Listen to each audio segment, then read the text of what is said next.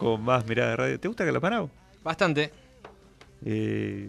Antes... Más en la época de... Bueno, también no, Los Abuelos de la Nada, como olvidarlo. Pero no soy... No lo podés seguir. Tiene esas noches tóxico-compositivas y te hace 20 canciones en un CD. Sí, por eso, sí. Ahí decía el Salmón, pero bien, bueno. Tenemos en línea a Carlos Ferreri, ¿no, Mauro? Sí, la columna siempre de los martes cada 15 días, expectante ahí, a ver qué tiene el mundo de las pymes para comentarlo. Buen día, Carlos, ¿cómo te va? Mauro Senesi te saluda. Buenos días. Me encantó la cortina musical recién, muy buen tema. ¿También sos hincha del Salmón? Sí, muy buen tema, excelente tema. Qué grandes. Sí, lindo para la mañana, ir caminando, relaja un poquito. Son temas que identifican muy bien lo nuestro acá, muy bueno, bien actualizado, me resulta maravilloso. Bien, bueno. ¿Qué tal? ¿Qué dicen? ¿Cómo les va? ¿Bien?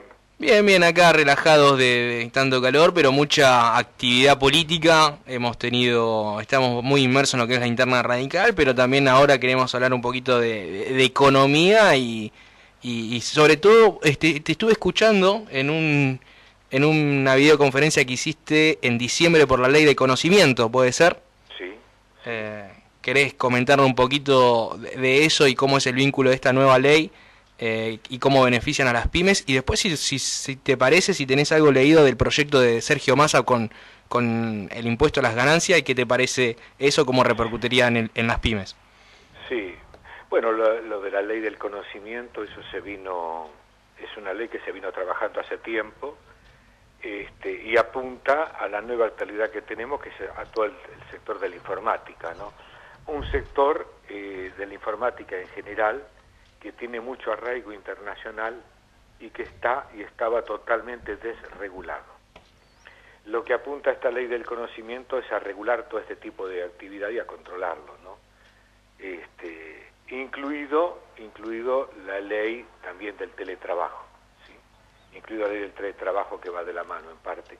Me parece que esto es un tema interesante porque hoy el tema de las redes y el tema de la comunicación, el tema de Internet, es un tema globalizado, que por un lado es positivo y tiene sus aristas muy negativas.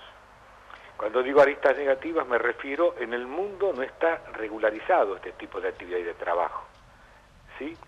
Y si vuelvo a decir lo que decía antes, si en el mercado esto no se lo regula, el mercado en sí resuelve a su arbitrio en controlar de una manera indiscriminada y de concentrar el poder. Y cuando digo esto me estoy refiriendo inclusive a la gente que está trabajando en este tipo de actividad, que en muchos casos tienen promesas de muy buenas asignaciones salariales, con contratos. No están, por eso digo totalmente desregulado. Eso mientras dure la situación o mientras dure el negocio.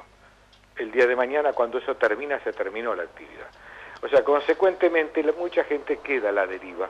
Entonces me parece que la ley del conocimiento apunta a darle mayor calidad y a garantizar una regulación en la actividad, inclusive con las personas que lo integran.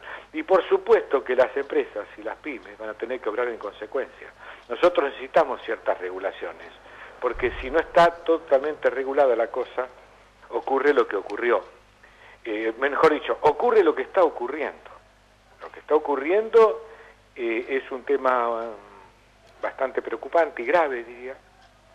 La alta concentración en la economía y el desmanejo que hay con estos grandes subgrupos económicos que son los formadores de precios, que en la mayoría de todos los casos superan los índices inflacionarios, y esto trabaja en contra del poder adquisitivo de la población. Permítame, Ferrari, buen día, Carlos Reyes es mi nombre. Tocayo, hola, ¿cómo le va? ¿Cómo te va? Buen día. El mundo no ha regulado el teletrabajo porque no se ha encontrado la forma idónea de regularlo, y Argentina lo hizo prácticamente en una semana. Sí. Y la verdad que es un papelón la ley que sacaron, la 27.555. Es un bochorno legislativo. Claro. Lo que pasa que había que regularlo. Si vos me preguntás, yo creo que lo ideal sería la actividad presencial en las empresas, ¿viste? ¿Sí? No, sí, claro, sí. Porque también el teletrabajo genera cuestiones nocivas y lesivas para las personas, ¿sí? Yo creo que el teletrabajo acorta la vía del desarrollo de la persona, del individuo, para poderse desarrollar dentro de una actividad trabajando en equipo. Esto el teletrabajo lo anula, lo anula. Por otro lado, estar trabajando desde la casa con algún lugar genera un montón de complicaciones, de situaciones, con los familiares cuando tienen chicos, con los hijos, etcétera, etcétera. Esta es la verdad, esta es la realidad.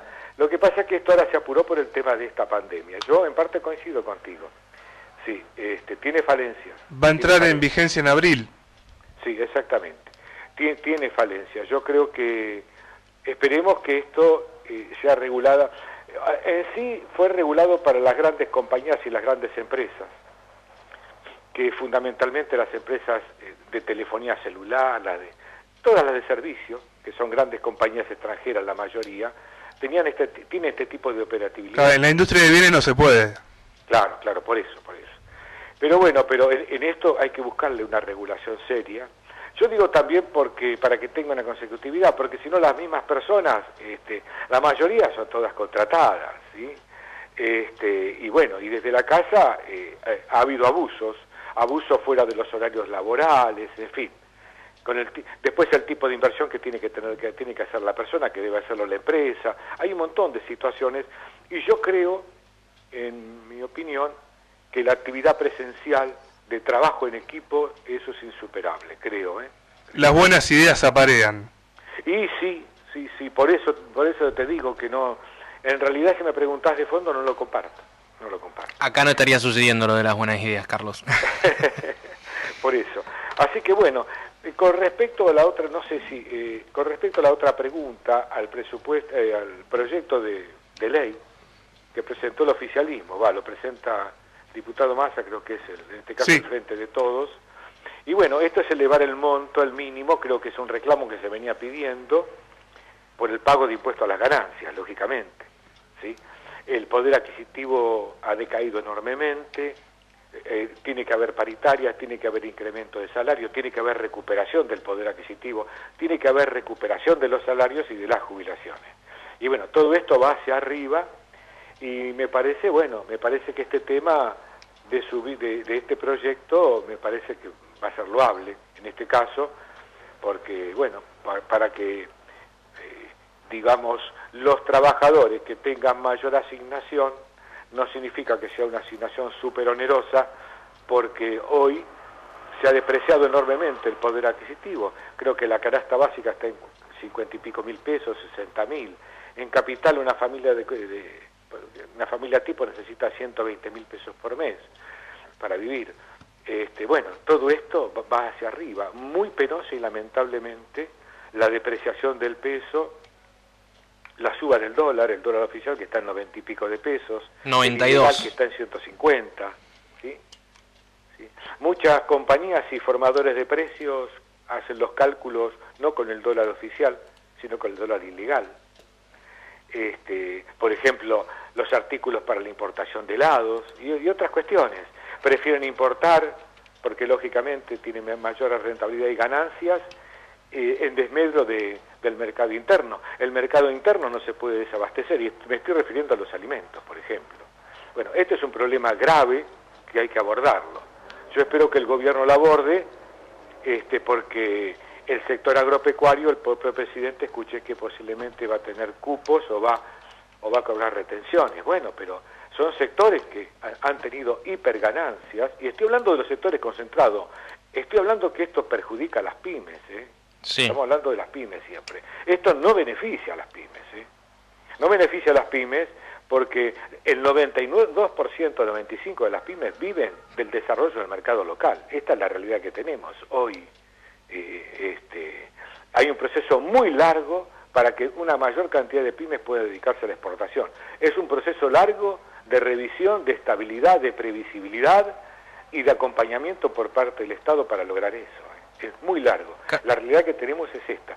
Y esta situación del descontrol que hay de precios, intencional por parte de los grandes grupos económicos, me estoy refiriendo al sector energético, al sector de comunicaciones, a la telefonía, me estoy refiriendo a los alimentos, a los medicamentos y a los combustibles.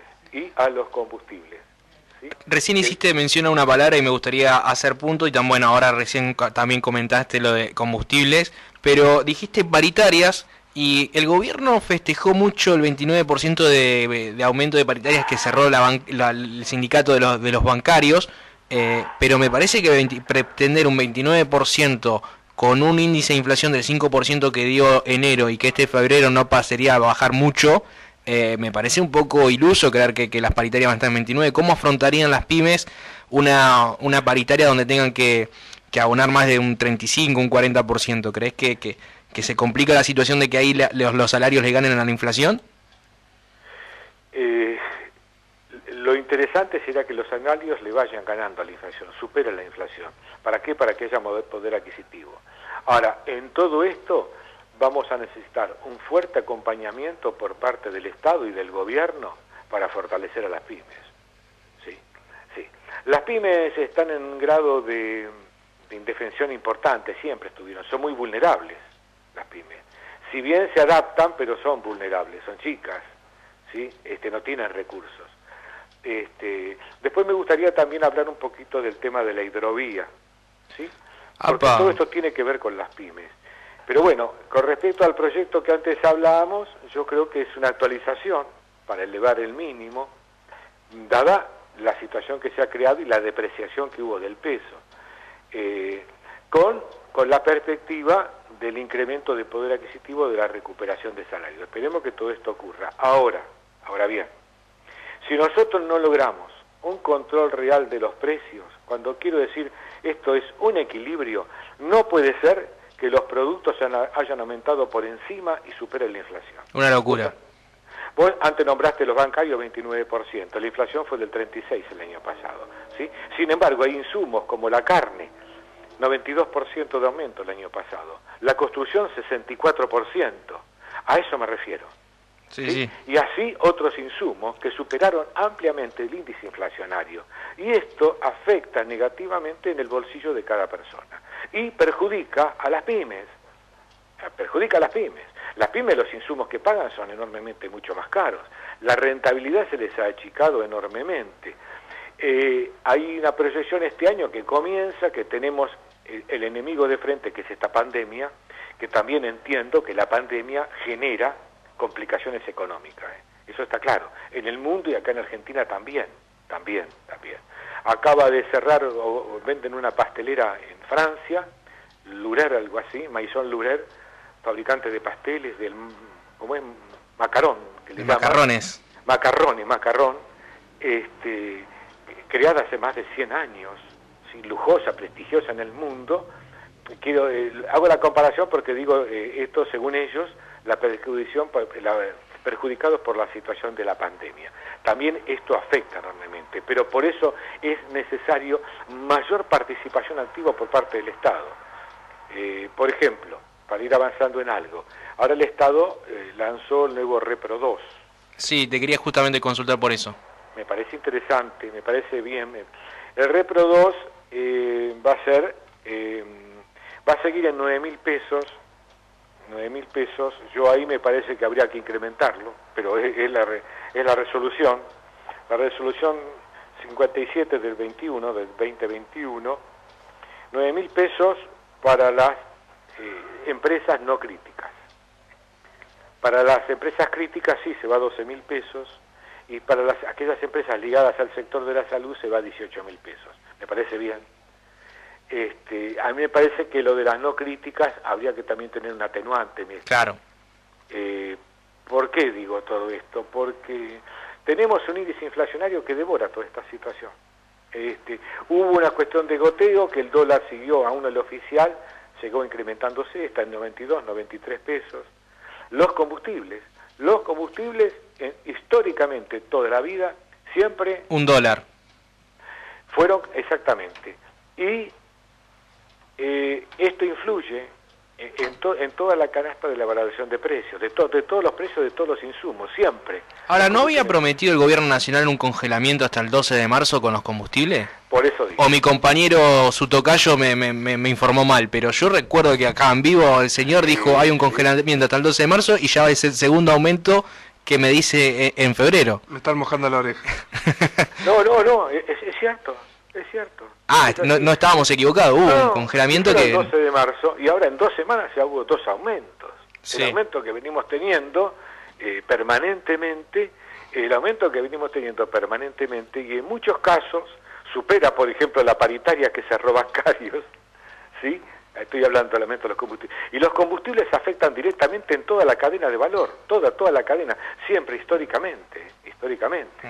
Lo que pasa es que YPF, que cotiza en bolsa, que participan por vaca muerta, 2 empresas internacionales, transnacionales. Fondos buitres. Claro, 2 transnacionales extranjeras que fijan los valores de mercado para ver la explotación. Me parece terrible esta situación. Sí, una YPF que está... Que tenemos una empresa de bandera nacional y que no esté totalmente nacionalizada, estatizada, ¿sí?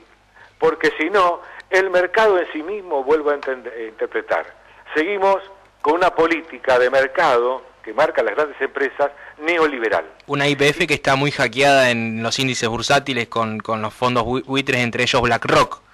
Claro, a ver, lo que se intenta hacer con los fondos buitres es quedarse con vaca muerta las transnacionales y YPF sacarla del Estado, privatizarla.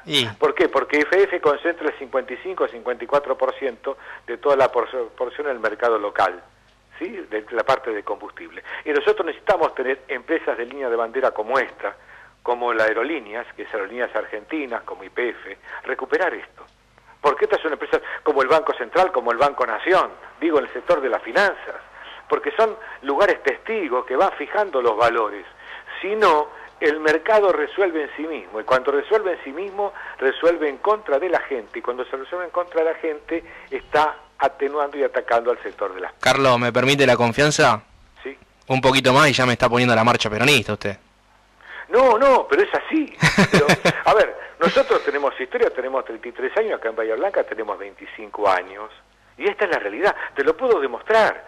En los 4 años del gobierno anterior, de Juntos por el Cambio, de Cambiemos, de Mauricio Macri, cerraron 25.000 pymes, la industria nacional de producción nacional desapareció, y nosotros eso lo necesitamos para recuperar.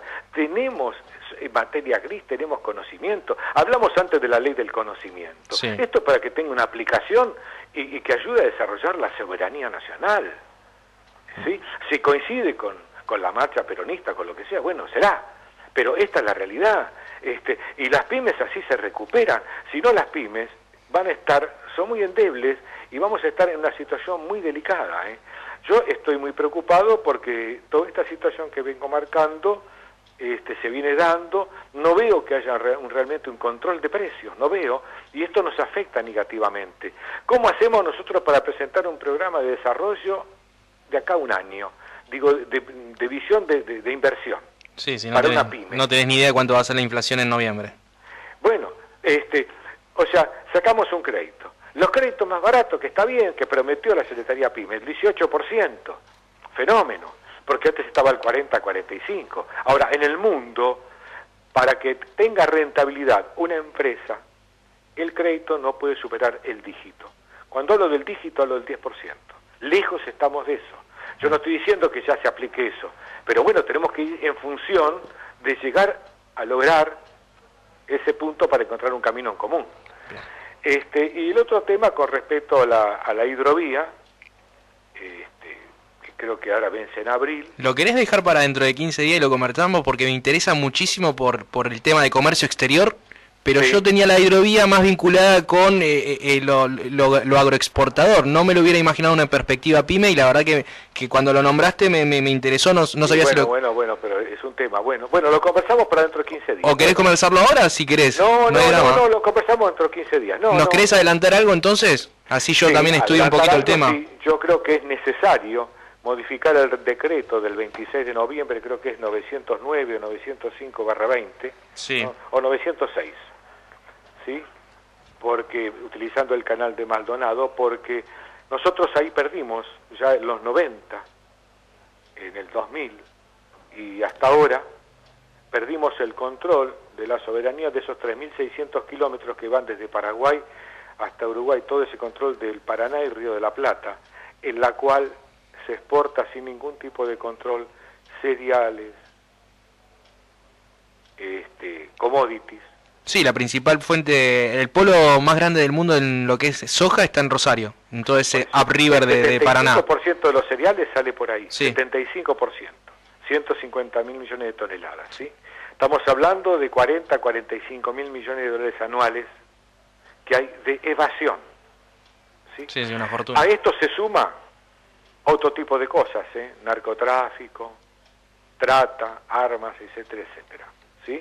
Digo, en ese tema. Ahí nosotros necesitamos un control de todo eso, porque con ese control nosotros hoy no se hubiera tomado semejante deuda externa que tenemos tomado y que los condiciona, y estaría paga la deuda externa en poco tiempo o en pocos años.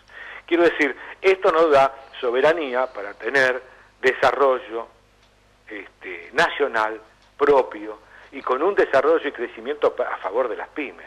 A eso me refiero. Ah, está bien. Quería ver cómo lo vinculabas, porque bueno, la hidrovía, yo al menos dentro de mi ignorancia, lo entendía más como... La hidrovía no participa en las pymes. Claro, lo entendía más como una parte... Bueno, una de las ideas... Ahí participan los grandes subgrupos económicos y grandes empresas transnacionales. Exactamente, sí. ¿Sí? Pero ¿qué voy a esto? También esa concentración, esa falta... A ver, si hay evasión... Sí, recauda menor Estado.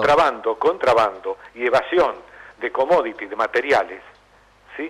Es menos ingresos que el país tiene. Claro. Al tener menos ingresos, hay menos política de presupuesto para el desarrollo social. Y cuando hablo de desarrollo social, también estoy hablando de apoyo a las pymes.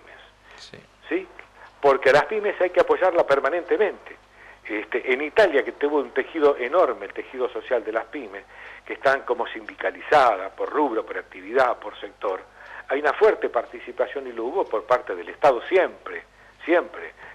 Las pymes siempre, eternamente necesitan de crédito para seguir desarrollándose, o sea que tiene que haber una presencia permanente. Bueno, pero todo esto se logra teniendo las cuentas bien equilibradas, ajustadas y con ingresos. Bueno, acá hay egresos totalmente descontrolados que nosotros no están en cuenta para nada, que el país no juega. Bien, Carlos, tengo que abandonar, que ya nos corre la tanda de informativo contigo, y te esperamos dentro de 15 días entonces para seguir conversando del mundo pymes. Bien, ahí pasaba la palabra de Carlos Ferrari, me había olvidado el apellido. No, Reyes está acá y sí, Ferrari. Son tantos Carlos, ¿viste? Tenemos mínimo un Carlos a la mañana de entrevistado, ¿viste? Claro, hoy tuvimos Carlos Moreno Sala. Sí, ¿Y ayer? no me acuerdo. No, pero estos días, no me acuerdo si ayer o Carlos ayer Alba. también. Bueno, acá Eso, Carlos viene del alemán carne. ¿Carne? Mira, bien. Nosotros, sin más preámbulo, nos vamos ¿Qué a quiere la que te tanda fainen? que está atrasada No. y al informativo. Y Te seguimos estás poniendo caro, carne. Y seguimos discutiendo el nombre de Carlos. Ya volvemos. Desde Bahía Blanca, Buenos Aires, Argentina, AM 1080, LU3. Acompañándote en cada lugar. AM 1080.